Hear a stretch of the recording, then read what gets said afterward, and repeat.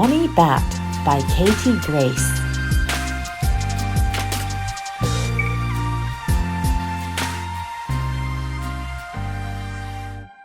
My pussycat, named Bonnie Bat, went out to find some birds, but she slipped on a leaf, falling into a heap, so she closed her eyes and purred. When she awoke, completely soaked, the rain was beating down. She picked up her tail as it began to hail and took off into town. When she arrived with sleep in her eyes, a clown walked past with glee. He stopped by her side, mouth open wide, buzzing like a little bee. Looking quite lanky, he took out a hanky and wiped her little eyes. Then he turned around without a sound and left with a banana cream pie. Bonnie walked on, her paws still strong, wondering where all the birds were, when a car drove past, splashing water on the path and wetting her golden fur. She stared at the car like a big angry galah as she tried to dry her hair. When the rain started to pour, Bonnie ran for a door and tripped over a big green pear. A pirate leant down with a scary frown, picking up his piece of fruit. She went to say sorry with so much worry, but it was interrupted by a toot. It was a train coming through, carrying animals from the zoo, and the pirate jumped aboard. It tooted and smoked, full of pigs, bears, and goats, and many more of the horde. The train took off, whistling with a cough, as Bonnie walked down the street. The sun had come out, the rain started to pout, so she continued on all 4 feet.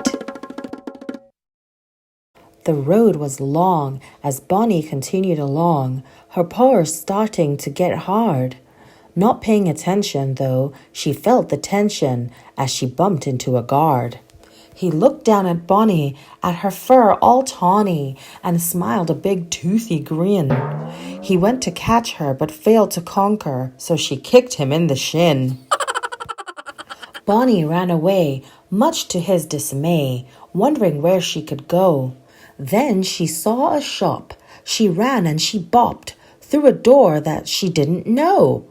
The room was dark, but she could see a spark as a fairy welcomed her in. "Are you here for the show? Do you have enough dough?" said the fairy as she tickled her chin. "I have no money." "Well, I'm sorry, honey," the fairy replied inside the store. "Can I still stay here?" "No, you cannot, my dear," and the fairy showed Bonnie the door. Bonnie left the store, giving a little roar of sadness mixed with anger. "Where are all my friends?" Bonnie said in her head, hoping they weren't in any danger. There was a lake nearby, which she thought she might try to see if her friends were there. She approached the lake for her little friend's sake, but realized she was in someone's lair.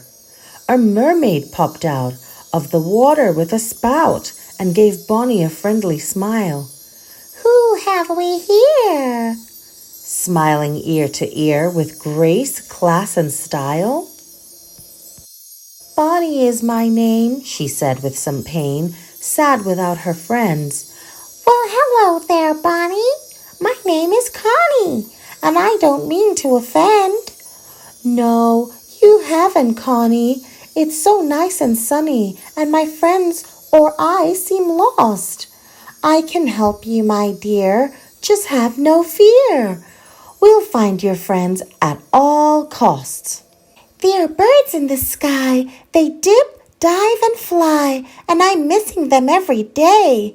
There's a park down there with so much fresh air," Connie replied as she faded away. She was gone within seconds. The water had beckoned Connie back to her home, so Bonnie moved along as she sang a sad song and continued with her roam.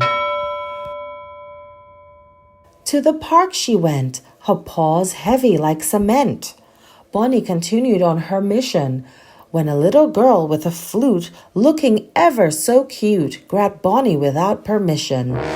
Bonnie jumped off her quickly. The girl's anger grew prickly, and she tried to catch her again. But she lost and failed, so she started to wail as Bonnie took off round the bend.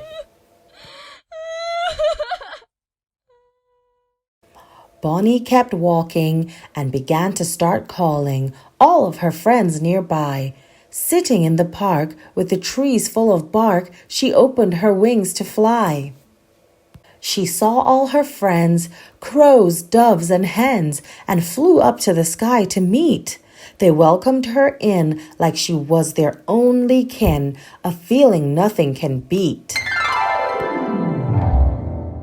Ye see, Bonnie's no cat, nor is she a bat. She is something much more special. Her mother was a cat, her father a bat, wings and paws acting as her vessel. The end. Thanks for listening. I hope you enjoyed that. If you did, please subscribe and come back again.